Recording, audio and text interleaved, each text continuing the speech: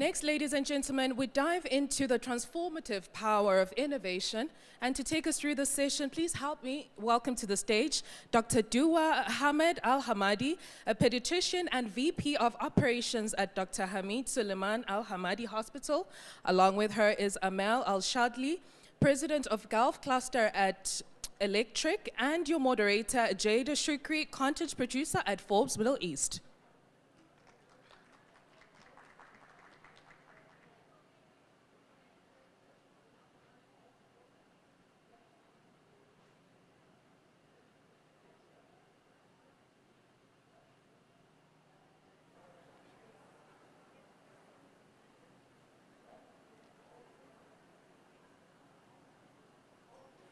Now, the first thing I want to focus on is the very definition of innovation. Because oftentimes people think every single time you have to reinvent the wheel, which is not the case. Our forefathers generations ago created a system, and I feel like it's partially our duty to make it better. With me are two extremely distinguished ladies in very different fields, and I'd love for you guys to shed some light on this matter. I'll start with you. As president of the Gulf Cluster of Schneider Electric, how do you foster this culture of innovation? Good afternoon, everyone, and I'm very happy to be with you. So thank you for the invitation, and thank you for this very interesting question. For the innovation at Schneider Electric, we are investing 5% of our revenues in the R&D, which represents more than $2 billion per year. So it's a huge amount.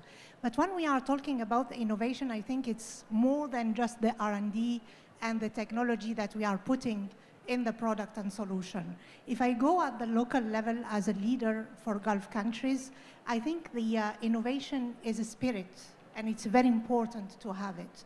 In order to be able to foster the innovation with your team, you have to have a very diverse team.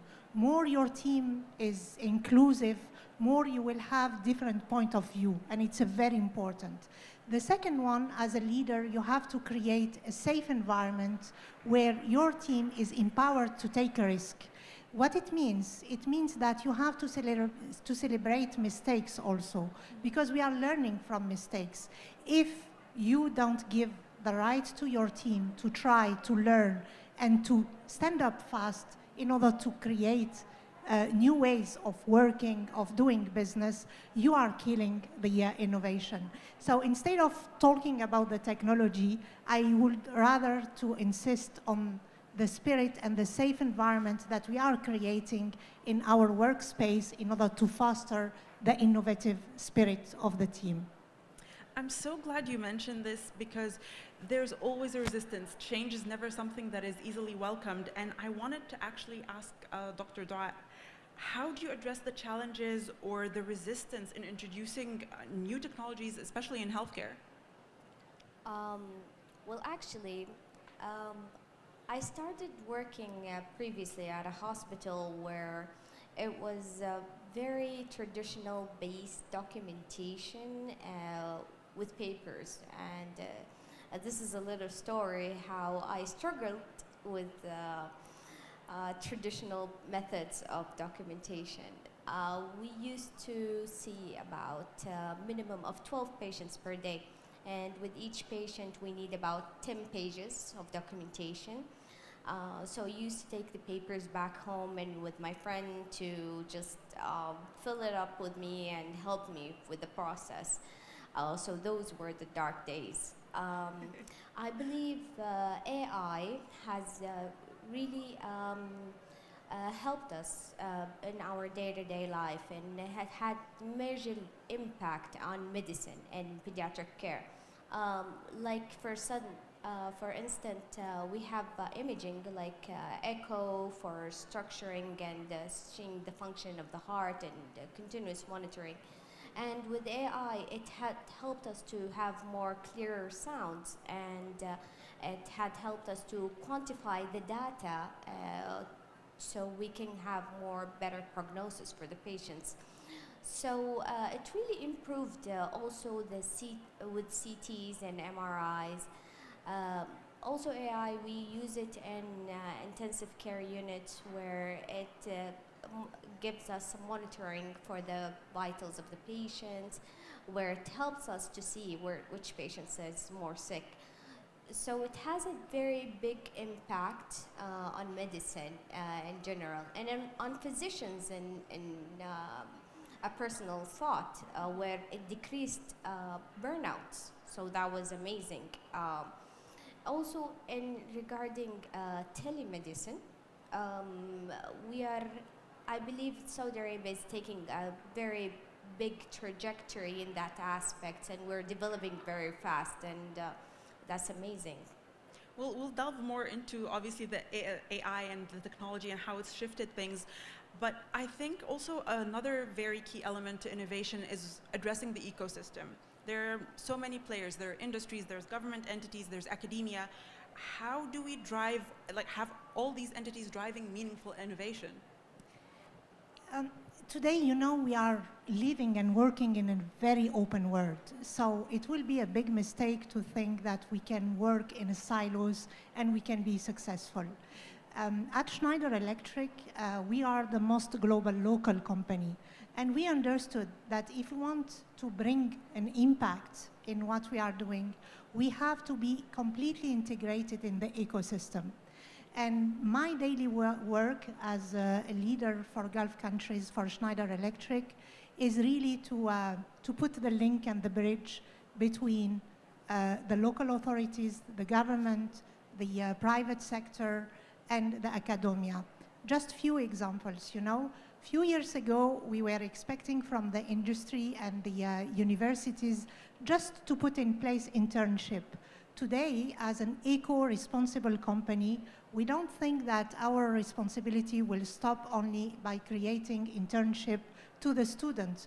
We are working with the universities in terms of giving feedback for their program, expressing the need that we will need, in terms of skills to recruit the people.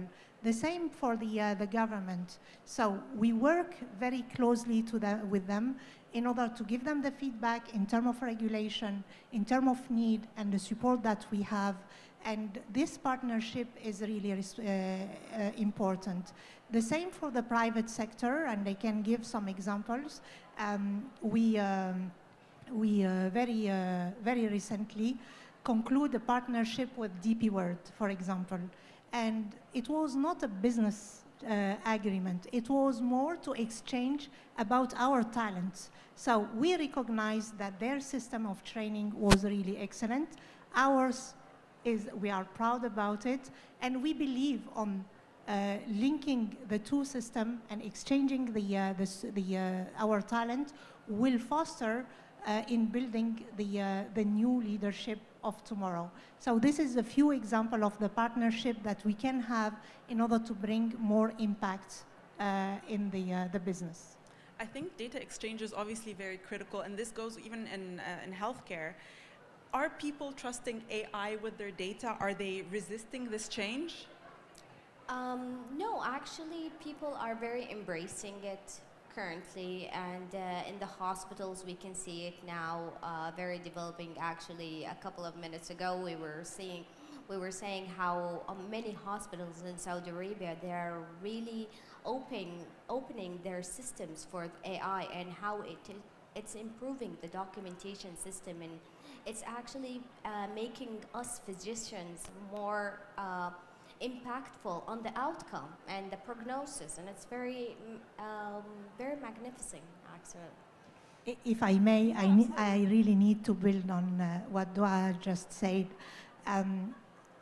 As, in fact, a practitioner in the building segment in Schneider Electric, I had the honor to participate on the first project worldwide implementing what we are calling the system of the system, and using the artificial intelligence in order to manage the full processes of the hospital And this project is based in Saudi. So I really want to recognize the effort that is done in Saudi, mainly in terms of healthcare, and we have to salute it. Absolutely. The innovation and just the level of reform that's happening is going to change the lives of millions. Yeah. This now brings me to another critical point. We want change, but we want that change to last. Whatever we do, it has to be a long-term benefit for future generations. How does Schneider Electric tackle that? Thank you very much. It's a really very good question. You know, as a leader, you have always to balance between the short and the long term. You have to bring profitability in order to be able to pay the salary of your team, and you have to bring profit for the shareholders in order to continue to trust on the company. But it's very important to build the future. At Schneider, we have what we are calling the 6 long-term commitment. So whatever we are doing, we have to respect our 6 commitments. And this commitment is, the first one is our commitment to the climate change. As a digital partner for efficiency and sustainability, it's very important to participate in changing the trajectory of the climate change. The second one is to be cautious about the resource. This is what will protect our planet, and we would love to give the planet to the next generation in the same way that we received it. Hopefully a bit better. Even better. If we can. It will be even better. The third one is to participate in equal world. So we have to respect the trust and the ethics in order to be what we are calling eco-responsible companies. The 2 last ones is our relationship in the local environment. So we need to be local and to recruit the local population and to foster the power of the generation. So the youth, but also the most senior one. And I think if we respect these 6 commitments, we are building a better future, and the innovation, the business that we are doing will participate and to a better future and will last, inshallah. This now brings forward a more important question, which is how do we constantly stay updated, stay adapted to the constant changes and innovations we're bringing? Because especially for the medical field, these changes can be drastic, and these changes are really critical, especially because you spend so long studying and preparing to work in this field. Yeah, actually in medicine, studying never stops, and knowledge, it's accelerating by the minute.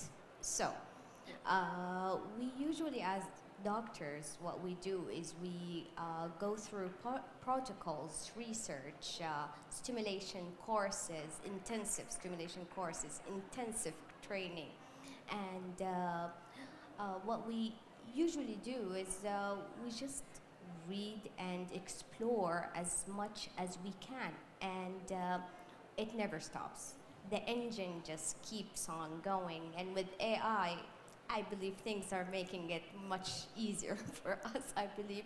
It's collecting insights on our behalf. It's doing the reading for us. Yes, exactly. So it's actually a continuous method of learning with each and everything that we can put our hands on, to be honest. So researches, protocols, and documentation, and yeah. I think the more panels we do, the more we see this theme of the mind and the power of the mind and the power of knowledge.